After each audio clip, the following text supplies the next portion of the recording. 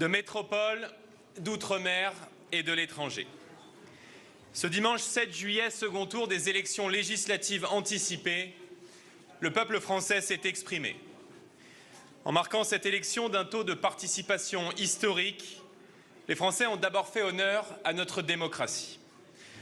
Je tiens à remercier les électeurs du Rassemblement national et de ses alliés pour le sursaut patriote sans précédent qu'ils ont exprimé. Je veux saluer leur mobilisation, leur constance, mais également leur sérénité face aux caricatures, aux campagnes de désinformation et souvent au mépris de nos adversaires. En dépit d'une campagne de second tour marquée par des alliances politiciennes contre nature, destinées à empêcher par tous les moyens les Français de se choisir librement une politique différente, le Rassemblement national réalise aujourd'hui la percée la plus importante de toute son histoire.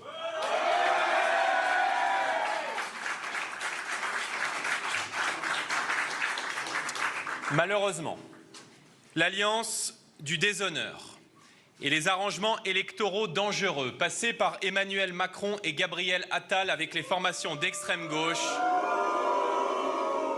privent ce soir les Français d'une politique de redressement qu'ils ont pourtant plébiscité largement en nous plaçant en tête des élections européennes, puis dimanche dernier, lors du premier tour avec près de 34% des suffrages exprimés. Ce soir, ces accords électoraux jettent la France dans les bras de l'extrême gauche de Jean-Luc Mélenchon.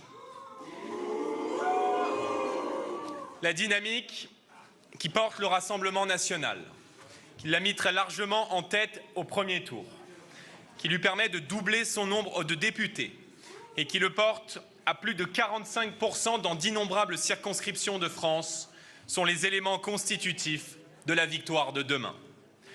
Compte tenu de la politique qui sera appliquée dans les prochains mois et qui ne répondra à aucune des préoccupations des Français, le Rassemblement national incarne plus que jamais la seule alternance face au parti unique qui s'étend ce soir de Philippe Poutou à Édouard Philippe.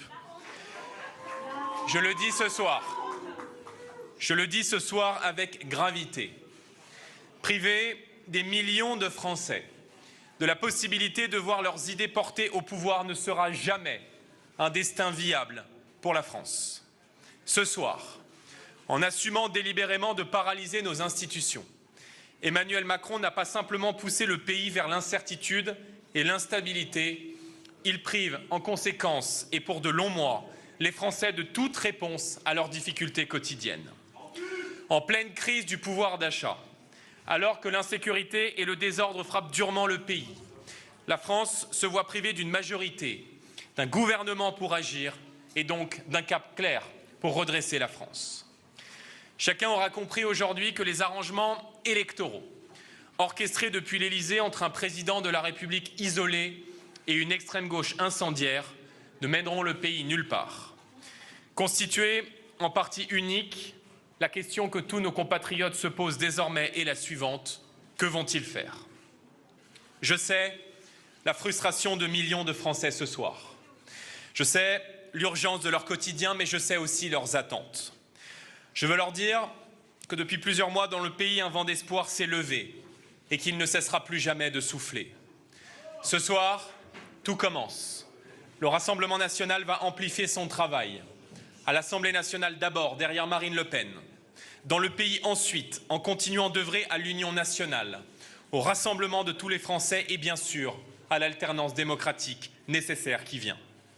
Au Parlement européen enfin, où nos eurodéputés joueront dès demain pleinement leur rôle au sein d'un grand groupe qui pèsera dans les rapports de force en Europe pour refuser la submersion migratoire, l'écologie punitive et la confiscation de notre souveraineté. Parce que le Rassemblement national est différent des autres. Il n'entrera dans aucune compromission politicienne. Aujourd'hui comme demain, il sera aux côtés du peuple français et prêt à assumer ses responsabilités. Nous ne voulons pas du pouvoir pour le pouvoir.